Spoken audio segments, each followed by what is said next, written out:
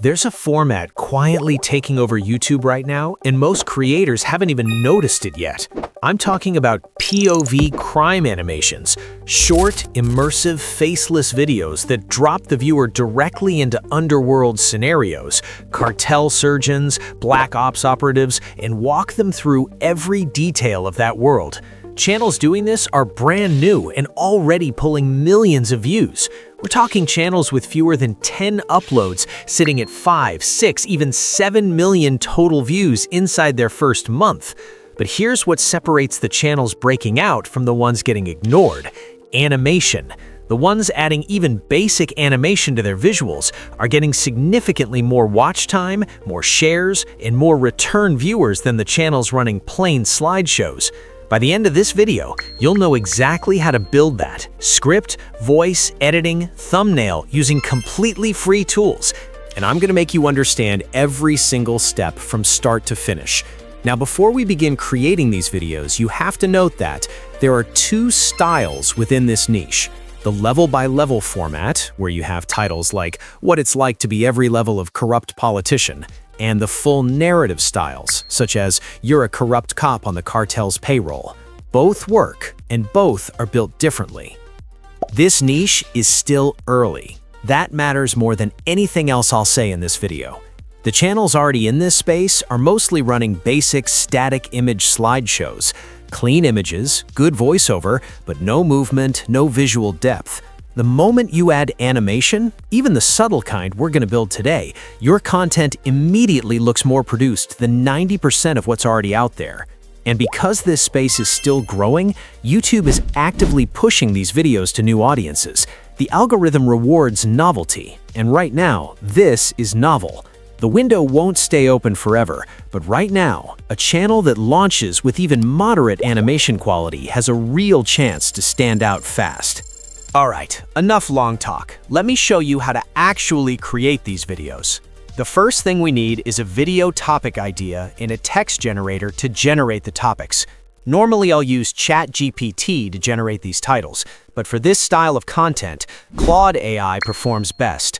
For you to generate the two styles format I mentioned earlier in this video, you need to provide Claude with a well-structured topic prompt. And don't worry about that, because I've got you covered. I'll be leaving all the prompts I use in the description, so make sure to grab in order to follow along smoothly with this tutorial. Paste in the topic generator prompt into Claude and let it generate your titles.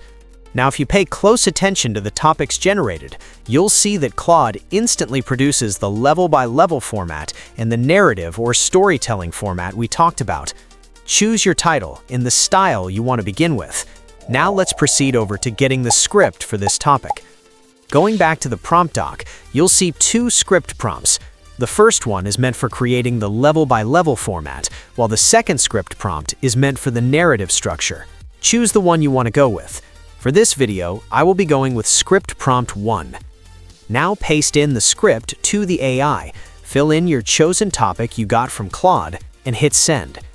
Claude handles this style of writing better than most other tools right now. The introductions are sharper, the pacing is tighter, and the storytelling has more tension built into it naturally. Once the script is generated, read the entire thing before you do anything else. Understand the arc. Then rewrite it. Fix the parts that feel generic. Now, it is important that editing what the AI gives you is very important, because YouTube's detection for low-effort AI content has gotten sharper. If you take an AI-generated script and paste it directly into your video without any changes, you are putting your channel at risk. Use the AI output as a foundation, a research tool, an outline, then rewrite it in your own voice. That is not optional if you want to build something sustainable. Now, let's move on to the next step, which is generating a voice for the script we just created. We'll be using Google AI Studio for this process. Inside Google AI Studio, go to the Playground section. Select the text-to-speech option and choose a model.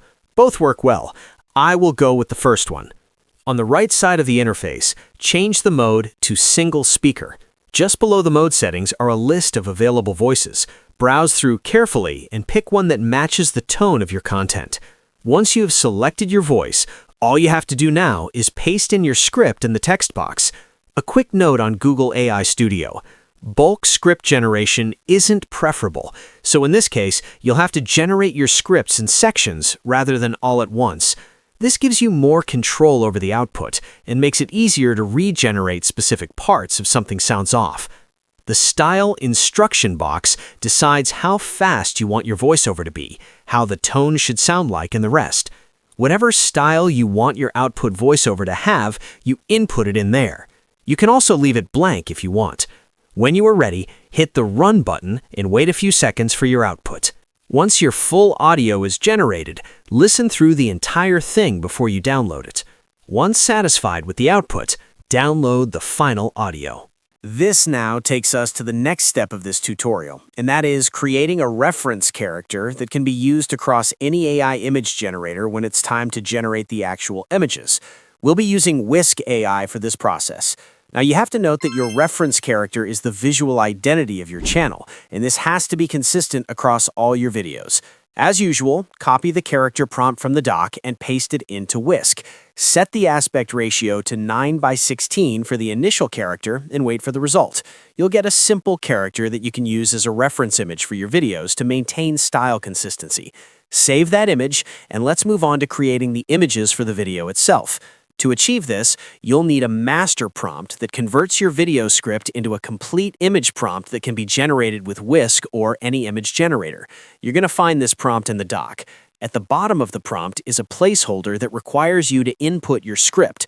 Do not paste your entire script into the image generator at once so you don't get vague and generic results. With that said, head over to Claude AI and generate the images prompts. Take the prompts generated by Claude for each scene and paste it into Whisk AI. Set your reference character, change the aspect ratio to 16:9, and generate. If the first result isn't right, regenerate. Here is a bonus tip. If you want to simplify the image creation process, you can use the Auto Whisk extension. If you don't know how to use the Auto Whisk extension, check out this video right here. Repeat this process for the rest of your image prompts. All right, with your images ready, let's assemble everything in CapCut. Open CapCut and bring in all your assets. The first thing that goes into your timeline is the voiceover. Everything else builds around it.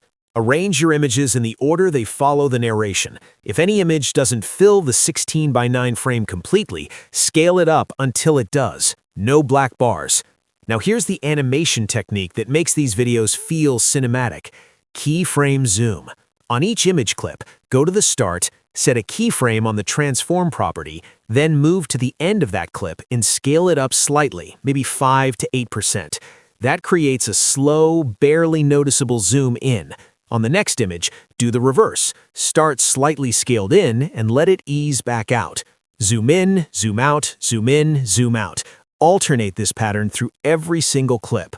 When you watch it back, it won't look like a slideshow anymore. It'll feel like a camera slowly moving through each moment. That's what creates the cinematic quality. For transitions, keep them minimal. A simple mix or a black fade is all you need. Heavy transitions will break the mood. Add captions if you want. They improve retention, especially in the first 30 seconds. For color grading, pull an adjustment layer across the full timeline and push the tone towards something dark and desaturated.